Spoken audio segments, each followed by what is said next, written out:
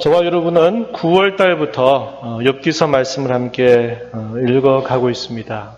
개인적으로 성경을 이렇게 읽어가는 경우도 있겠지만 우리가 성도들이 함께 공적으로 이 말씀을 읽어갈 수 있는 기회는 그렇게 많지 않을 것입니다. 좀 긴 장들로 되어 있어요. 42장으로 되어 있어서 저와 여러분이 9월부터 이제 9월을 보내고 10월 이번 주까지 계속 이 말씀을 우리가 읽게 되는데요. 이 욥이라고 하는 인물은 구약의 대표적인 의인으로 구별이 됩니다. 다니엘서 14장 14절 또 20절 말씀해 보면요. 이 욥은 노아와 다니엘과 함께 구약의 3대 의인이다. 이렇게 정리를 해줍니다. 욥, 노아, 다니엘. 그가 하나님 앞에 어떠한 삶을 살았고 그에 대한 기록이 성경에 어떻게 남겨져 있는가 하는 것들을 우리가 살펴보면서 구약 시대에도 이 욥은 대단히 성도로서의 좋은 모범을 보여줬던 인물이구나 하는 것을 우리가 알게 되고요. 우리가 신약 성경을 쭉 읽다 보면 욥에 대해서 또 이야기하는 부분이 나옵니다. 오늘 우리가 함께 읽었던 이 야고보서 5장 11절 말씀해 보면 이 욥에 대해서 소개하는 메시지를 우리가 보게 됩니다. 11절 말씀 잠시 한번 눈으로 보시면 보라 인내하는 자를 우리가 복되다 하나니 너희가 욥의 인내를 들었고 주께서 주신 결말을 보았거니와 주는 가장 자비하시고 긍휼히 여기시는 이이시니라. 욥에 대해서 뭐라고 이야기합니까? 인내하는 자다. 우리는 그의 인내를 들었다.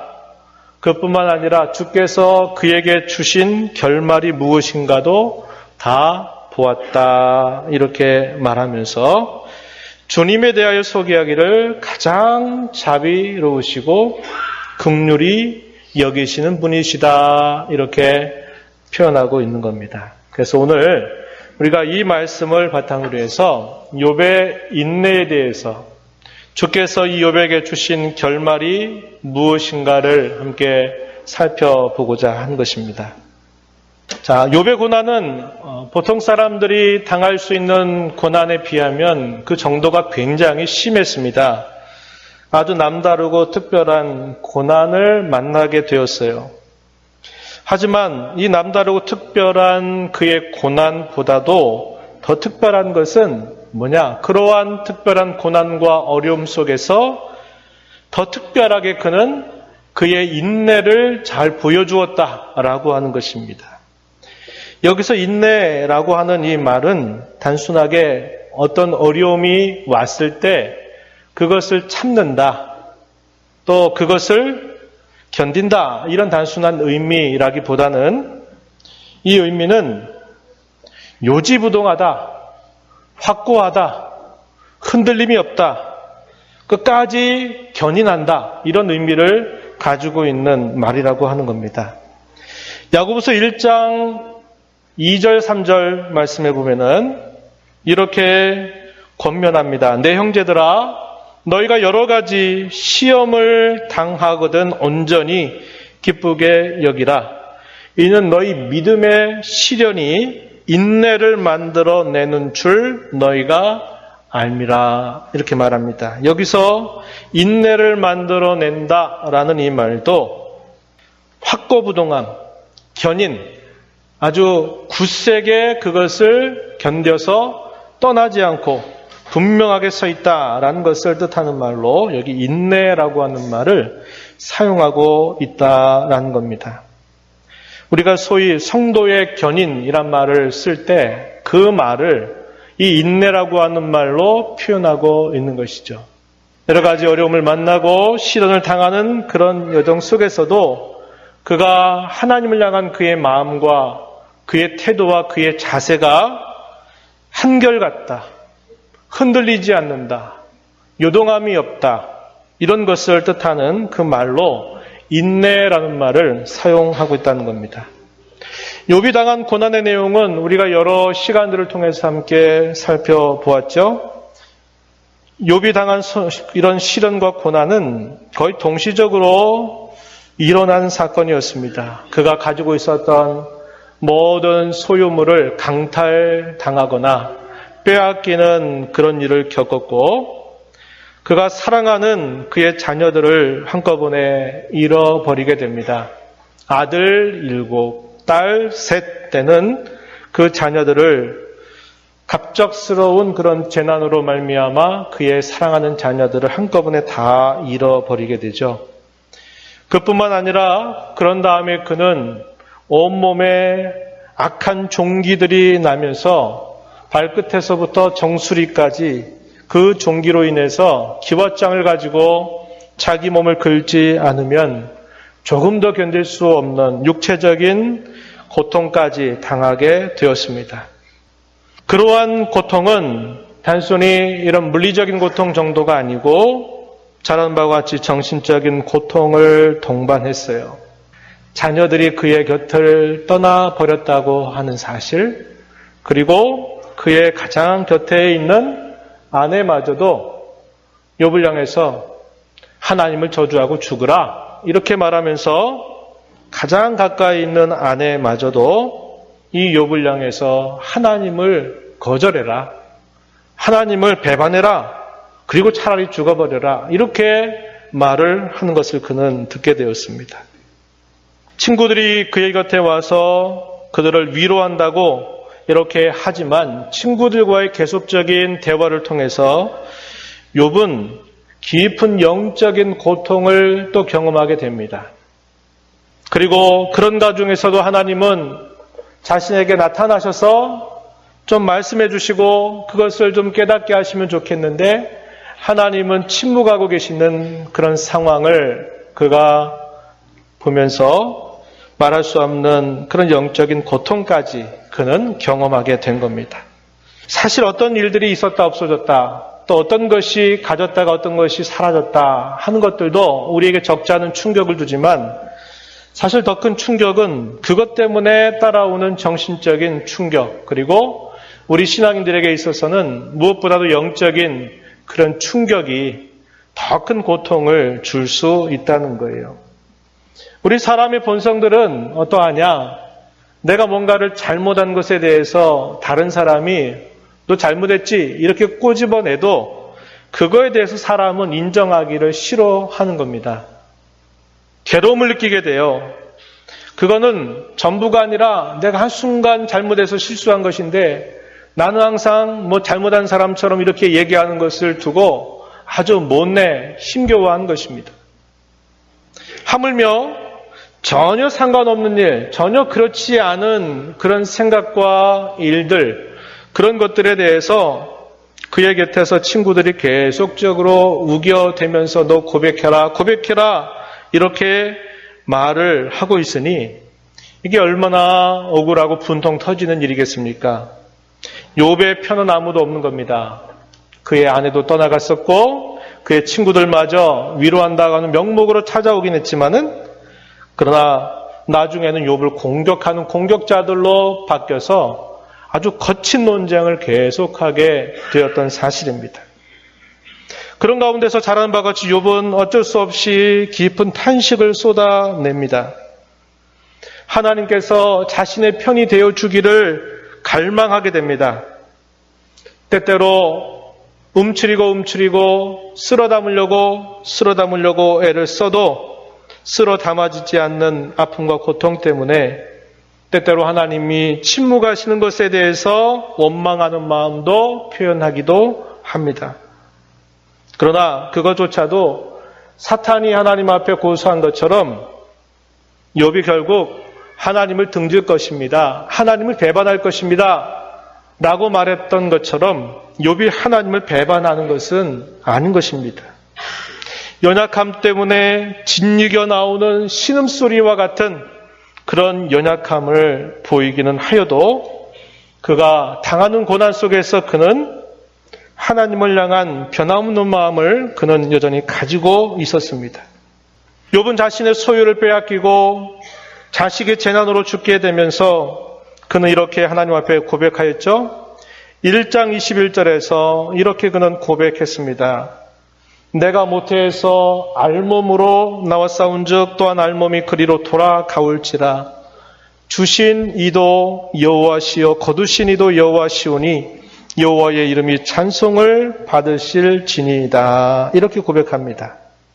그 후에 그가 온몸의 종기가 발끝에서부터 정수리까지 퍼져서 몸을 긁지 않고는 견딜 수 없는 그런 순간에도 그때 욥의 하나가 하나님을 욕하고 죽으라 이렇게 말을 하는 과정에서도 이 욥은 이렇게 말합니다.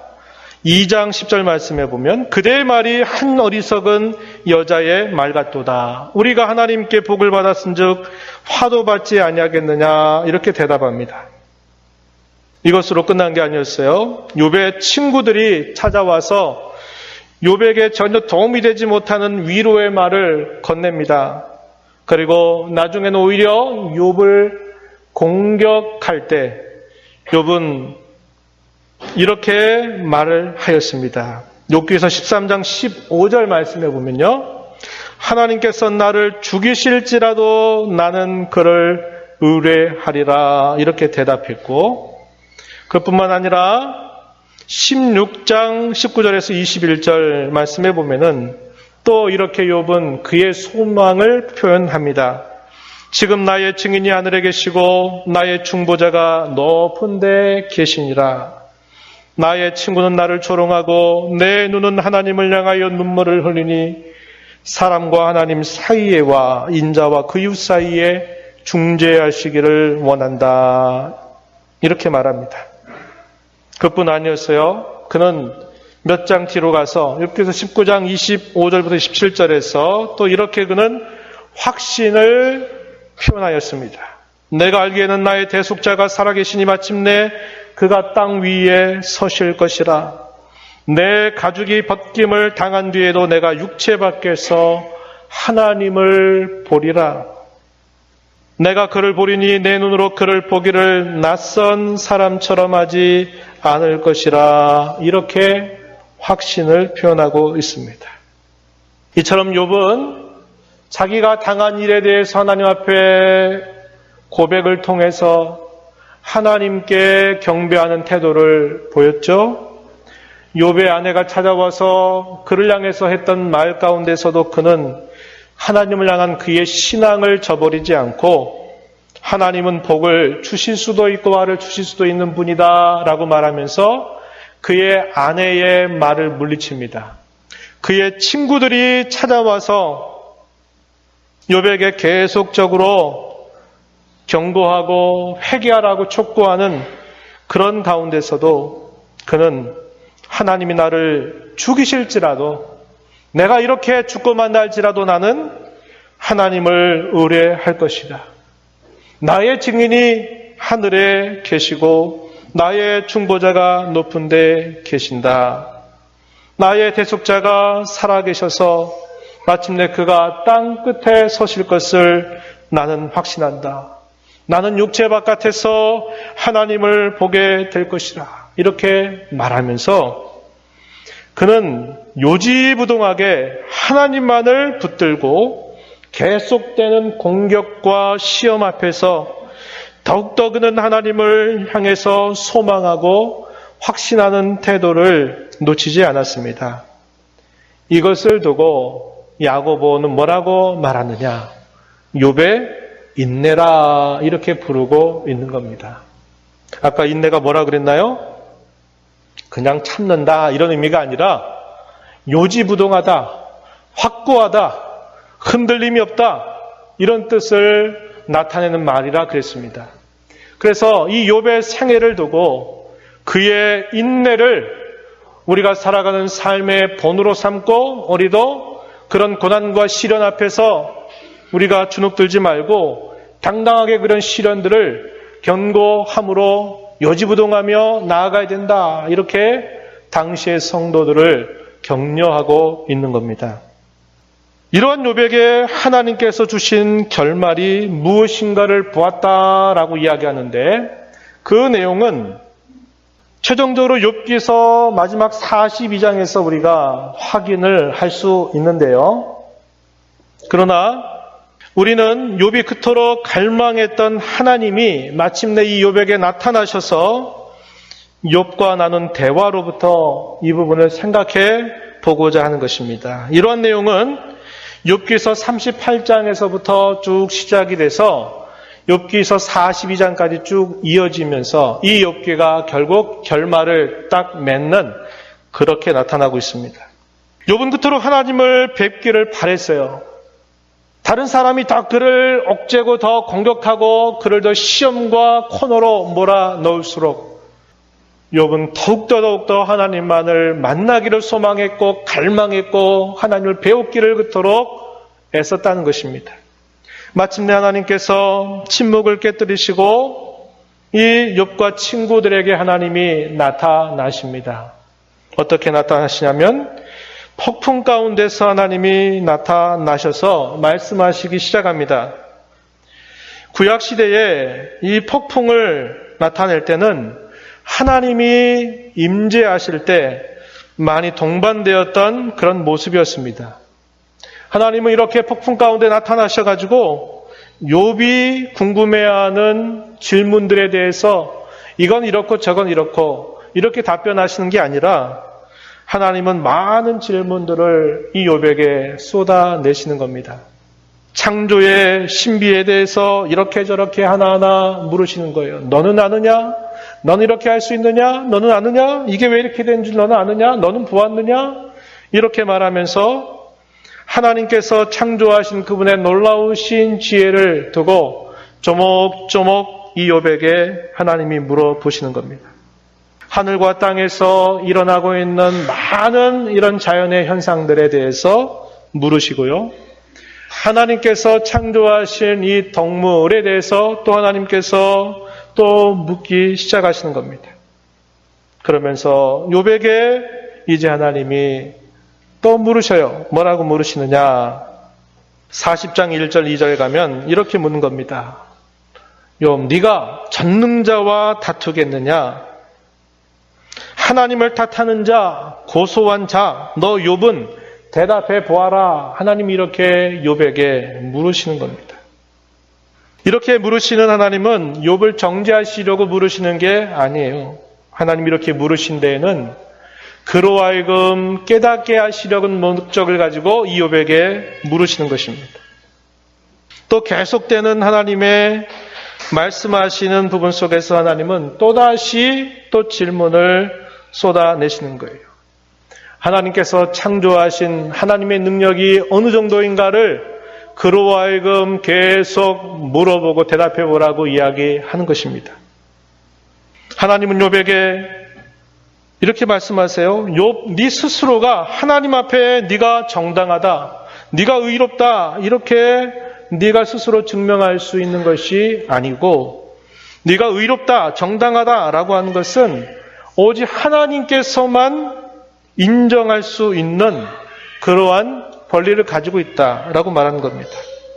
욥은 친구들과의 대화 속에서 뭐라고 말해요? 나는 정당하다. 나는 의롭다. 나는 하나님 앞에 서도 난 당당히 내가 살아온 삶을 하나님 앞에 또 내가 거짓 없이 말씀드릴 수 있다라는 이야기들을 이 친구들과의 대화 속에서 계속 해왔습니다.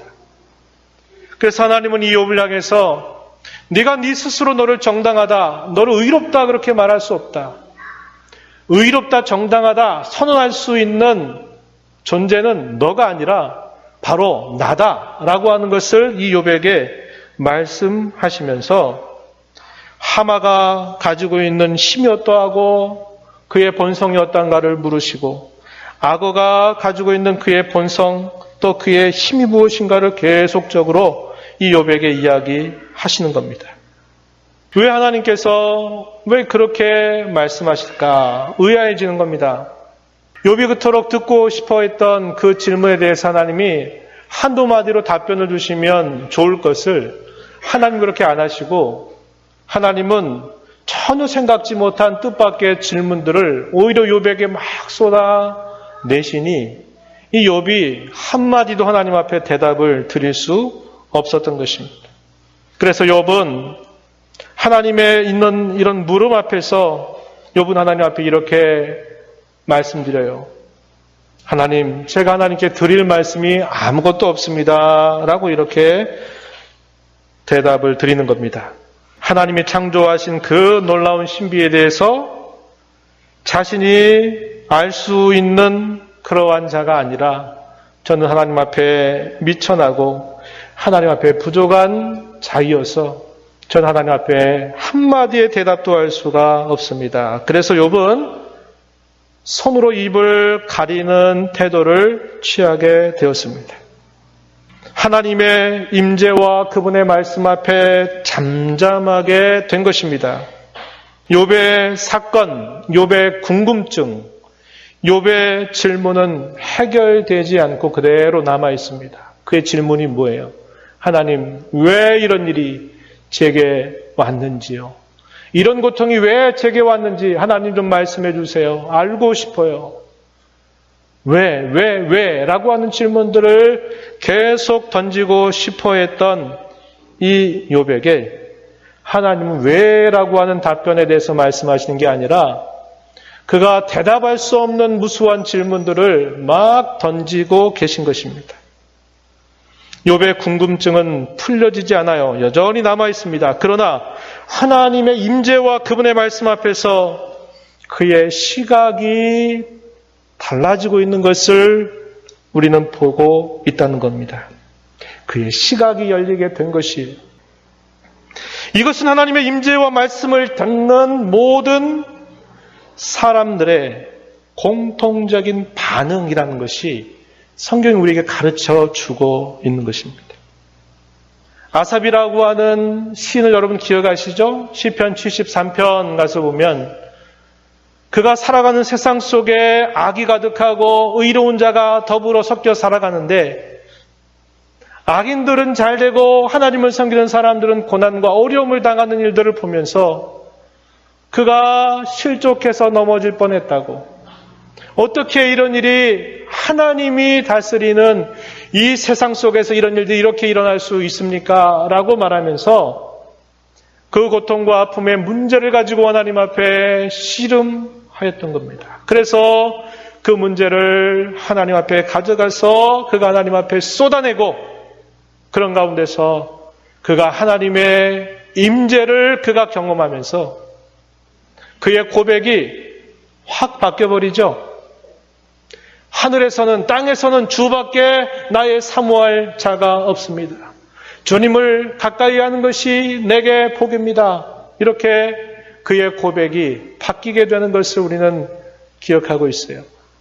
하박국 선지자는 어떠했습니까? 하박국 선지자도 자신의 시대 가운데 있는 자기 백성들 안에 있는 불의함을 보면서 그 불의를 방관하신 것 같은 하나님을 향해서 원망을 쏟아내고 하나님이 그의 원망에 대하여 내가 이들을 벌하려고 내가 북방에 있는 족속들을 준비하고 있다. 이렇게 하나님께서 그에게 대답해 주시니까 하박국이 또 물어요. 하나님, 우리보다도 악한 사람을 들어서 어떻게 그보다도 의로운 자를 벌하실 수 있겠습니까? 라고 하나님 앞에 또 그의 궁금증을 풀어내는 겁니다. 그럴 때 하나님께서 말씀하시는 거예요. 그들도 내가 심판할 것이다 라고 말씀하시면서 하나님이 그 백성 가운데 무슨 일을 행하실까를 하나님이 말씀하시게 돼요. 하박국이 그 말을 듣고는 그가 어떻게 고백합니까? 우리 잘 아는 무화과 나무 잎이 마르고 밭에 소출이 없고 포도나무의 열매가 없을지라도 나는 여호와로 인하여 구원의 하나님으로 인하여 나는 즐거워할 것입니다. 라고 이렇게 고백하죠. 대표적인 이 두 가지의 경우를 이야기하지만 욥도 마찬가지였어요. 그는 왜? 하나님 이게 도대체 왜 그런 거죠? 왜 이렇게 된 것이죠? 어떻게 이런 일이 이렇게 생겨날 수 있는 것이죠? 라고 궁금해하면서 하나님을 그토록 만나기를 기대했었는데 하나님을 만나고 나니까 하나님의 음성을 듣고 나니까 그가 그렇게 말하던 물음이 싹 사라져버렸어요. 잠잠하게 되었다라고 하는 것입니다. 이것이 하나님의 임재를 경험한 사람들이 갖는 공통점이에요. 욥은 마지막 두 번째 대답, 그 내용이 욥기서 42장 1절로부터 6절에 표현되어 있는데 여러분 한번 성경을 펼쳐보시죠. 803쪽 전후입니다. 구약성경. 여기에서 그가 왜 물었던 그의 질문들은 다 사라져버리고 헤아릴 수 없는 하나님의 이치를 그가 깨닫게 되면서 오히려 그의 자세와 태도가 처음에 고난을 당할 때 하나님 앞에 주신 이도 하나님이시고 취하신 이도 하나님이시고 덕을 주시기도 하시고 화를 주실 수도 있는 분이라고 말하면서 하나님 앞에 경배했던 것과 같이 이 욥이 마지막에 하느님을 향해서 그의 마음을 굽히고 하나님 앞에 경배하는 태도로 바뀌게 됩니다. 42장 이렇게 그는 고백했어요. 2절 말씀에 보면 주께서는 못 하실 일이 없사오며 무슨 계획이든지 못 이루실 것이 없는 줄 아오니 무지한 말로 이치를 가리는 자가 누구니까 나는 깨닫지도 못한 일을 말하였고 스스로 알 수도 없고 헤아리기도 어려운 일을 말하였나이다. 하나님 앞에 욥이 고백한 말입니다. 하나님의 계획은 반드시 하나님은 이루신다. 하나님 반드시 성취하신다 라고 그는 고백했죠. 무슨 계획이든지 못 이루실 일이 없는 줄 안다. 또 뭐라고 말해요? 3절에서 이치라고 하는 말이 그걸 뜻하는 말입니다. 하나님의 계획, 하나님께서 이루실 일을 하나님 어떻게 성취하시는지 그거에 대해서 쭉 하는 말입니다. 3절 중간에 보면 깨닫지도 못한 일, 그것도 뭐예요? 하나님의 이치입니다. 이치. 자기가 이치에 대해서 뭔가 알고 싶다고 하나님 앞에 이렇게 계속 말씀을 드렸지만 제가 알 수 없는, 그리고 알려주시도 않는 그런 하나님의 이치에 대해서 제가 이렇게 무지한 말로 하나님 앞에 말씀을 드렸습니다 라고 그는 이렇게 고백하면서 뭐라고 말해요? 5절 6절 말씀에 보면 내가 주께 대하여 귀로 듣기만 하였사오나 이제는 눈으로 주를 배움나이다. 그러므로 내가 스스로 거두어드리고 티끌과 제 가운데에서 회개하나이다. 이렇게 욥이 하나님 앞에 고백합니다. 이것은 뭐예요? 하나님을 향해서 경배하는 그의 태도입니다. 주께 대하여 귀로만 들었다. 이제는 눈으로 주를 본다라고 말합니다. 우리가 가지고 있는 감각기관이 5가지가 있다고 얘기하죠. 뭐 보는 거, 듣는 거, 느끼는 거, 냄새 맡는 거, 뭐 이런 것들 얘기하는데 이 감각기관 중에서 가장 우리에게 확실하게 다가온 게 뭐냐면 보는 것입니다. 보는 것. 귀로 듣는 것보다도 우리가 실제로 보는 것이 가장 우리에게 확실한 어떤 사실을 깨닫게 해준다는 겁니다. 백문이 불여일견이라고 하는 말이 있죠. 100번 듣는 것보다 실제로 한 번 보는 게 더 낫다라고 하는 우리가 잘 아는 말도 있습니다. 욥이 내가 전에는 하나님께 대하여 내가 귀로 듣는 것과 같이 내가 하나님을 알고 고백했지만 제가 이제는 제가 눈으로 주님을 배우는 것과 같습니다 라고 이렇게 말하면서 그가 이제 하나님을 더욱더 가까이에서 하나님의 임재와 그분의 거룩하심을 내가 깨닫게 되었다라고 하는 사실을 고백하고 있는 것입니다. 그래서 그는 이렇게 말해요. 내가 스스로 거두어 드린다. 6절에서 말이죠. 이 거두어 드린다라는 말은 뭐냐면 그가 계속 법적인 소송의 언어를 사용했어요. 소송의 언어. 하나님과 내가 말씀드리고 싶다. 내가 하나님께 변론하고 싶다. 하나님과 내가 이야기하고 싶다라고 하는 말을 그가 계속 표현했는데 이제 그가 뭐라고 말해요? 제가 했던 모든 이런 법적인 용어, 소송했던 그런 것들을 내가 다 취하하겠습니다. 혹은 취소하겠습니다. 제가 그것을 다 거두어 드리겠습니다. 라고 이렇게 말하는 뜻입니다. 자신만만하였던 그래도 이것만큼 하나님 앞에 내가 말씀드릴 수 있다라고 했던 그의 자신만만했던 태도가 하나님 앞에서 자신의 정당함을 말씀드릴 수 있다고 이렇게 자신했던 욥이 그의 태도가 바뀌게 된 것입니다. 6절 말씀에 대한 또 다른 성경의 번역을 제가 여러분들에게 하나 소개합니다. 6절 말씀 보시면서 한번 들어보세요. 그러므로 나는 아무것도 아닌 것으로 녹아버립니다. 나는 비록 여전히 티끌과 재 가운데 앉아 있지만 위로가 됩니다. 이렇게도 번역이 가능한 말이에요. 나는 아무것도 아닌 것으로 녹아버립니다. 나는 여전히 티끌과 재 가운데 앉아 있지만 위로가 됩니다. 상황이 바뀐 건 아무것도 없어요. 똑같은 상황이에요. 그러나 그의 마음이 이렇게 바뀐 겁니다. 그가 하나님을 향한 그의 고백이 이렇게 바뀐 거예요. 그러한 욥을 향해서 하나님이 어떻게 하시나요?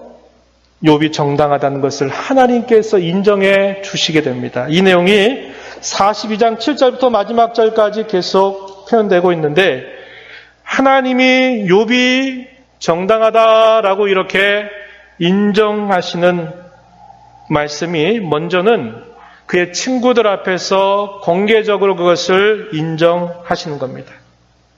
욥의 친구들을 불러놓고 하나님께서 이렇게 말씀하세요. 42장 7절로 9절을 한번 눈으로 보십시오.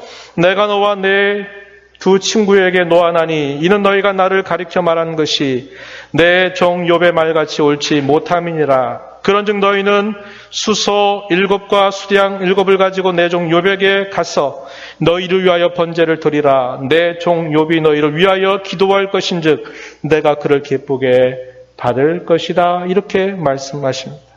이 7절, 8절 이 말씀 2절 속에서 우리가 보는 가운데 특기할 표현이 있는데 그게 뭐냐면 욥을 향해서 뭐라고 하나님 표현하셔요? 내 종 욥이란 말을 무려 4번씩이나 사용하고 있습니다. 4번씩.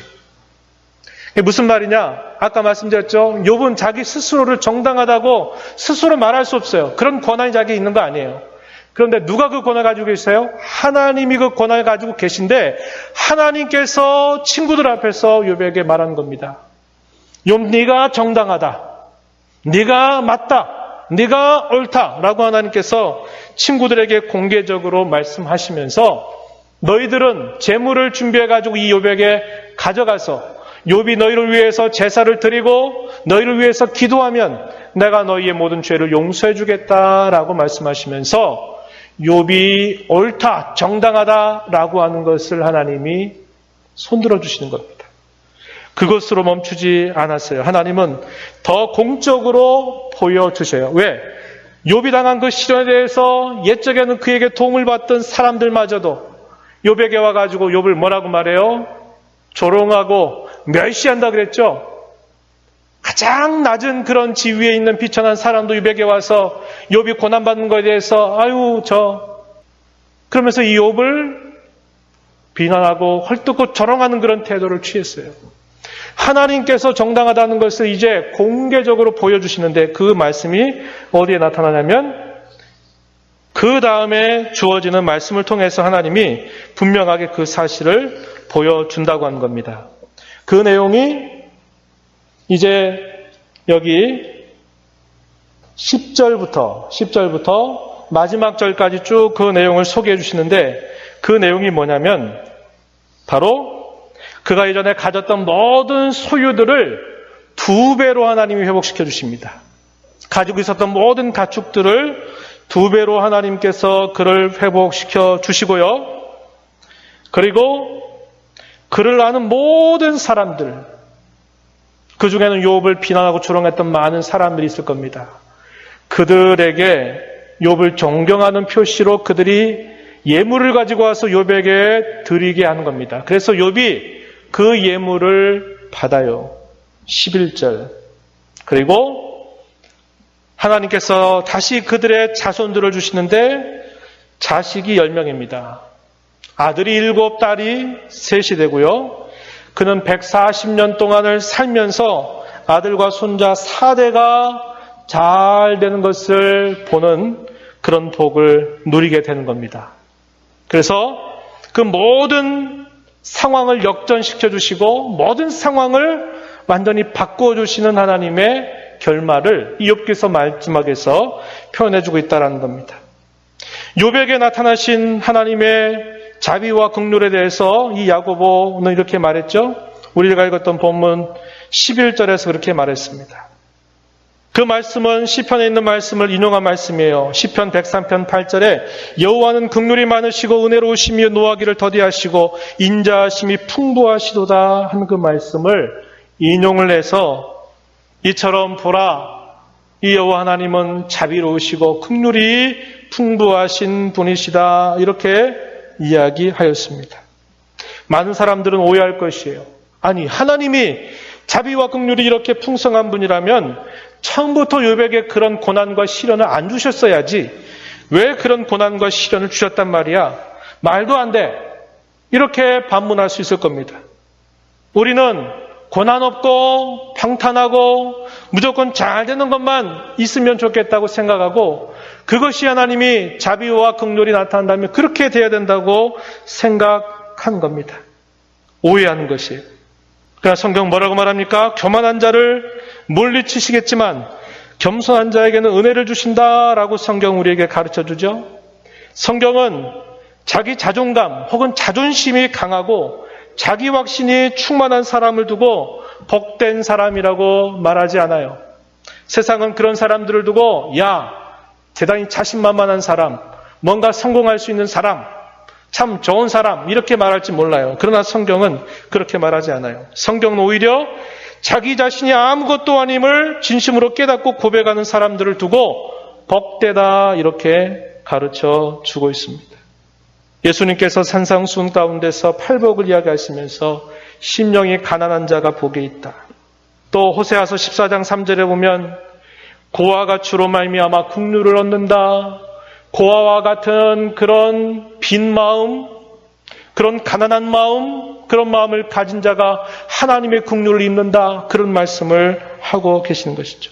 이러한 마음은 그저 세상에서 얻어질 수 있는 게 아닙니다. 그것은 오직 하나님 앞에 설 때만 얻어질 수 있는 것입니다. 그토록 하나님 만나기를 발막했던 욥에게 나타나셔서 욥이 전혀 생각하지 못했던 많은 질문들을 이 욥에게 말씀하셨던 이유가 뭘까요? 그것은 욥의 마음을 하나님 앞에 낮추시려고 하신 하나님의 뜻이 있었던 겁니다. 그를 진심으로 낮추고 겸손케 하셔서 하나님의 은혜를 그에게 더해 주시기 위해서 하나님이 욥에게 이렇게 질문을 계속 쏟아내셨다라는 겁니다. 왜요? 낮아지지 않으면 하나님의 은혜를 받을 수 없기 때문에, 그의 심령이 진심으로 겸비해지지 않으면 하나님의 긍휼과 자비가 무엇인가를 맛볼 수 없기 때문에 하나님은 그를 바닥까지 낮추시는 일들을 하셨다고 하는 것입니다. 하나님의 거룩한 임재와 영광, 그분의 위엄 앞에서 자기 자신이 얼마나 비천한 자인지, 얼마나 보잘것없는 자인지를 깨닫게 하시는 것입니다. 그래서 그는 하나님의 그러한 임재 앞에서 자기가 얼마나 초라하고 낮아진 자인가를 발견하게 되었고, 그런 그의 낮아진 마음에 하나님께서 은혜를 마음껏 쏟아 부어주시는 겁니다. 성도에게 주신 하나님의 은혜는 외적인 변화에 있는 거 아니에요.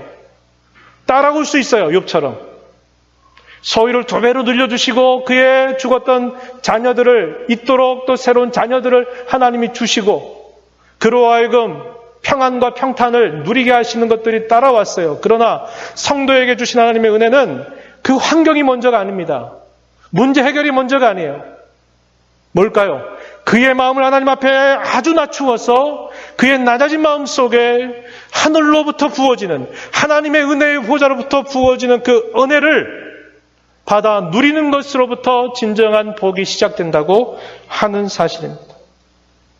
그래서 여러분, 저와 여러분 하나님 앞에 우리의 마음을 낮추는 것이 그게 진정한 복입니다. 하나님이 자비로우시고 긍휼이 많으시다라고 말하는 그 이유가 뭘까요? 겉으로 볼 때는 아니 하나님 어떻게 그렇게 하시면서 그걸 자비롭고 긍휼이 많다고 말씀하셔? 틀렸잖아 라고 생각할지 모르지만 하나님은 그의 내면을 가장 낮추셔서 낮추게 하신 상태에서 그 부요한 은혜를 부어주시고 있다라는 것을 우리는 기억하는 겁니다. 저 여러분 이 말씀을 보면서 언제나 하나님 앞에 겸손을 구하십시오. 겸손한 자에게 하나님의 은혜를 마음껏 쏟아 부어주신다고 하는 겁니다. 또 하나, 요지부동해야 된다는 거예요. 요지부동. 흔들지 마십시오. 명절마다 딱 그래서 예배드린 여러분의 태도가 바뀌고 출석하는 출석률이 달라지고 어떤 일이 생겼다 그래서 변화가 되는 거 우리가 가야 할 걸음 아닙니다. 우리는 확고하고 요지부동하고 흔들림이 없고 변함이 없어야 돼요. 그게 뭡니까? 욥의 인내라는 겁니다. 그러한 자로 하나님을 섬겨가는 모두가 되기를 진심으로 바랍니다. 하나님 아버지, 시간도 말씀을 통하여 저희들을 교훈해 주신 것을 감사합니다.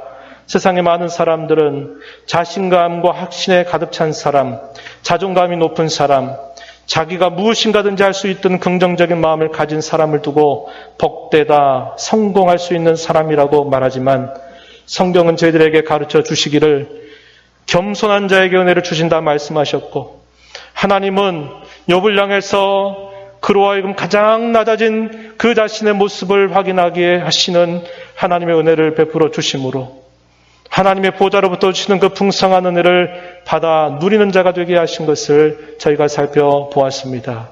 우리가 이 땅에 살면서 하나님의 그러한 은혜를 언제나 소망하고 그러한 은혜를 바라보며 언제나 하나님 앞에 겸손한 자로 살아가는 저희 모두가 되게 하시고 욥과 같이 확고부동한 그런 신앙의 자세를 잘 배워 하나님 섬겨가게 하여 주옵소서. 예수님 이름으로 기도하옵나이다. 아멘.